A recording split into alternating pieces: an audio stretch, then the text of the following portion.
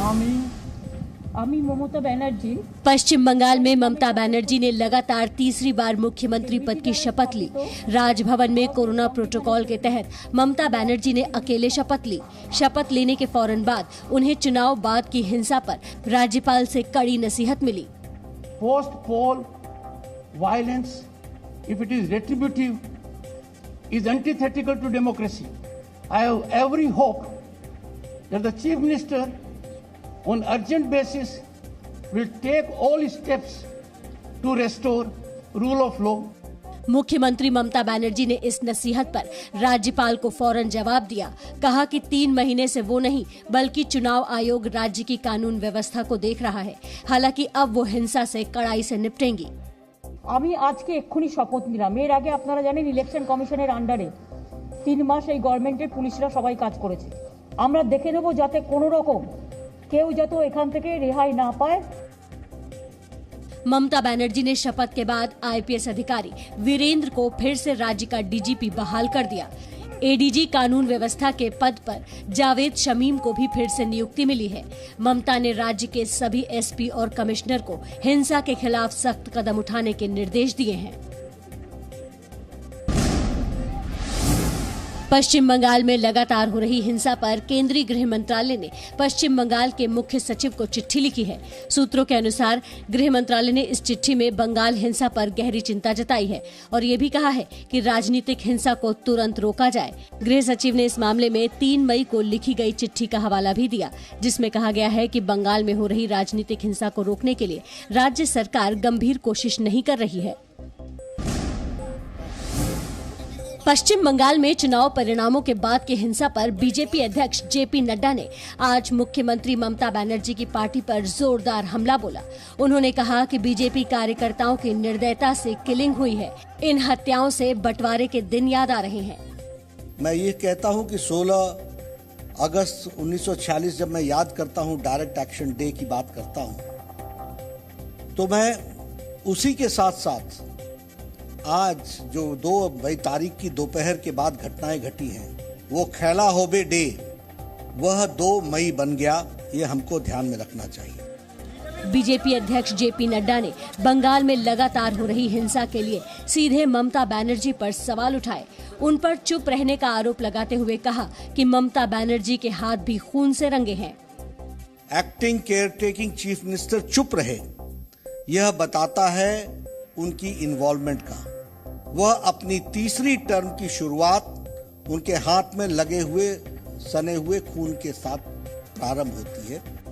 इससे पहले बीजेपी अध्यक्ष की अगुवाई में पार्टी कार्यकर्ताओं और नेताओं ने बंगाल की हिंसा के खिलाफ देशव्यापी धरना दिया।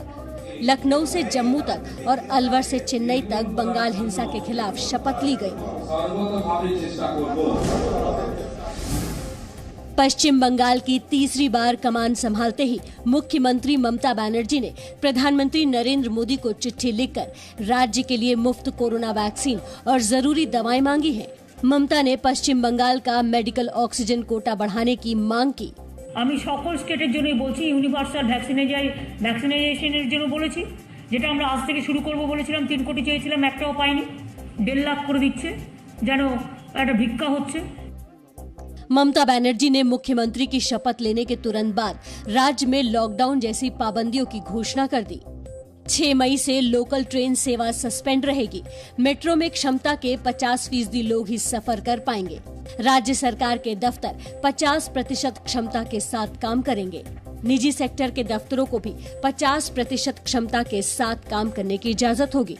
Shopping malls, gym, cinema halls, beauty parlour बंद रहेंगे। बैंक सुबह 10 बजे से 2 बजे तक खुलेंगे। सभी बाजार, दुकानें सुबह 7 से 10 बजे और फिर शाम 5 बजे से 7 बजे तक खुलेंगी। सामाजिक और राजनीतिक कार्यक्रमों में भी 50 से ज्यादा की भीड़ इकट्ठी होने की इजाजत नहीं होगी। बाहर से आने वाले यात्रियों को RT-PCR रिपोर्ट लाना अनिवार्य होगा। देश कोरोना की दूसरी खतरनाक लहर झेल रहा है और केंद्रीय स्वास्थ्य मंत्रालय ने इस बीच तीसरी लहर को लेकर भी चेतावनी दे दी है। लोगों से तीसरी लहर के लिए तैयार रहने को कहा गया है। Phase 3 is inevitable given the high levels of circulating virus, but it's not clear on what time scale this phase 3 will occur. hopefully incrementally, but we should prepare for new waves. स्वास्थ्य मंत्रालय ने active मामलों को लेकर भी बड़ी जानकारी दी।